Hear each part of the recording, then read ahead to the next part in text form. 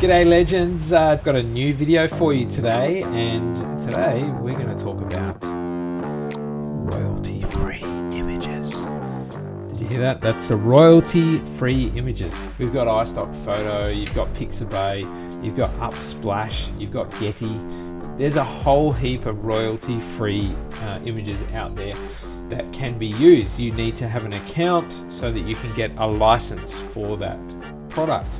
Once you have a license for it, depending on the license agreement, you can choose to use it in a variety of settings. It could be for your website, it could be for printing materials, marketing materials, anything like that. I've got a client from Adelaide and they wanted some images of different parts of Australia. Anyway, as it turns out, we had to help them source these images, and then they were purchased and then we printed them. And yeah, over the years I've had a number of people ask, can you actually download royalty-free images, have them printed and make them look alright? And the answer to that is absolutely. It's very easy to do, and if you know what you're looking for and roughly what you can do with your image, how you can upload it, enlarge it and so forth, it makes it very easy. Okay, so what I'm going to do now is I'll just jump over to my iStock account and I'll show you a few of the images that were chosen for this customer, and then what we'll do is we'll have a look at the actual printed version of those images so you can see for yourself how they turned out. So let's jump over now, and I've just logged into my iStock account. So this is my iStock by Getty Images account. The good thing about iStock is if you've got a subscription, you can download a certain amount of images per month, depending on the level that you're paying them. And this is not a sponsored video either. So anything that I'm showing you here is just a real life example of what we've done here at InkFX at our printing business for this customer and the end product. So they chose a couple of images here. We got this one of Adelaide, and we got up in Coolum there, and then we've got this one here of Brisbane. So I'll just click on, for example, this one here. So this is the beach one of Coolum Beach, and it gives you a little description about it, and then it gives you the sizes. It can be a little bit confusing if you're not 100% sure about what size you need and how big can you actually print it. For example, if you buy an image off here, how big can you actually print that? Is it possible to go huge? Is it possible to use it for the web as well? So generally, if you're going to do anything that's going to be printed, then I would highly recommend that you choose the largest file size possible. So in this case, for this image, this Getty image, iStock image of the beach here, taken by one of our clients too, Darren Tierney. Great work, Darren. He does have some beautiful work, and he used to have a gallery here on the Gold Coast. You just download the largest file, and that way then you've got more pixels to play with. If you are only using this image for, let's say, a website, then you can choose one of the smaller sizes. Now, if you know the size that it's going to be used, the rough size, you could choose that size. So it'd normally be small or medium for web stuff, unless it's like a very large web stuff. Then you would maybe go for the large, but generally medium would suit most web applications of an image like that. Anyway, once they're downloaded, then I would normally open them up in Photoshop. You just find that image, the one we were looking at, this one here. Okay, so open that up, and the first thing I would normally do then is check the file size. So because we don't know exactly, like we know the resolution from iStock and it gives you the specs there, but we should still double check it in the image size menu in Photoshop, and we can see exactly what we're dealing with. So here we've got a 12.457 by 18.687 inch file at 300 pixels per inch. So it's pretty high res. It's not the best it could be, but it's definitely not bad. So this file could be printed huge, like easily 30 by 45 inches. As a canvas, you could print that at 40 by 60 inches, no problem. Now let me just show you something. If I turn off resample, so that means that it's only going to deal with the pixels. It's not going to add any more pixels, and it's not going to take any away. So it's not resampling the image at all.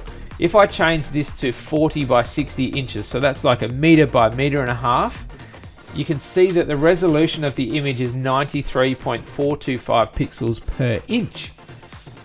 So what does that even mean? Great question. All right, so what that means is for canvas printing, as a minimum, you would normally want 150 pixels per inch. So for us, with this, if we're going to use this image and print it at 40 by 60 inches, which I think in the past we may have done for Darren, the actual photographer who put that on iStock and, you know, makes money out of it every time it's used, we would do it at 150. So we'd click on resample, and then we would click 150 pixels per inch. We would use bicubic smoother generally for enlargements, and depending on the image, you might choose also preserve details. So if it's an image that has lots of detailed parts of it, lots of sharp edges and stuff, you may choose preserve detail. But you can do both and have a look at them and see which looks better. We're going to use bicubic smoother for that. Click on OK, and that's done a tiny upscale to the image. If we zoom in, we can see that it looks great still. We've got great detail, great resolution. We could even sharpen it up a little bit as well. We don't have to, and it's not completely necessary. It will still look great, but canvas is a little more forgiving than paper or aluminium prints. But that's what we would do. We'd just size it as that. So now it's 150 by 60, 40 by 60 inches, and that's perfect. Now, there is other software on the market which is incredible for enlarging images, and I've been testing this out recently and getting incredible results.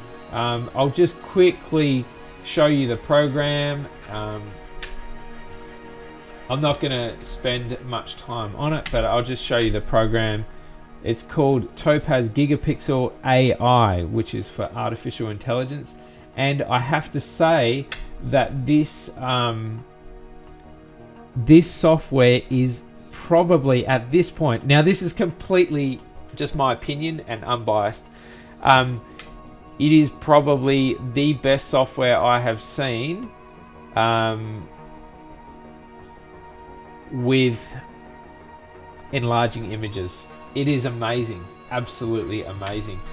So this is the interface that you get. You can browse your images, and you can choose an image out of here. So if I choose one of these images, let's say this one here, you can click open, and that will open the image, and it creates a preview of it as well. Oh, it's got a problem. Okay, lovely. What an awesome thing to happen while you're doing a demo. Giving a free plug to Topaz Gigapixel. So there's your free plug. It's got an error and it doesn't work. Normally, I'd probably have to reboot the computer or something, or just have a look and find out what the problem is. But this software is incredible. The results I got, I did a few images where I enlarged them, crappy JPEGs, and enlarged them in both Photoshop, and then I enlarged them in Gigapixel, and the results were very, very convincing to what the better result was, and it was very obvious that it was Gigapixel. They have definitely surpassed Photoshop in their ability to enlarge images at the highest quality. So if you were, my suggestion would be, if you're going to be uploading more than 400%, so more than 4 times, use a program like Gigapixel or one of the other ones, Photo Zoom Pro, or I'm trying to think. There's a heap of them out there, different ones. I'm sort of slowly working through a few of them just to play with them and see what they're like.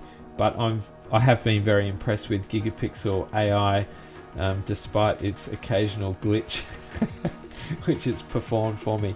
Going to go back to these images. So these images here we downloaded for our client. We did what they wanted. They wanted to put a logo on there as well for it, because it's for their office, their warehouse.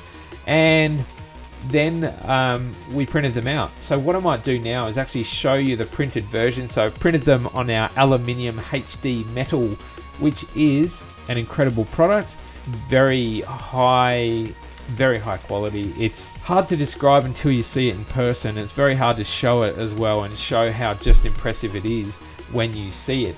A lot of people, you know, when they've seen images online that have been printed on the aluminium, they say, wow, they look great.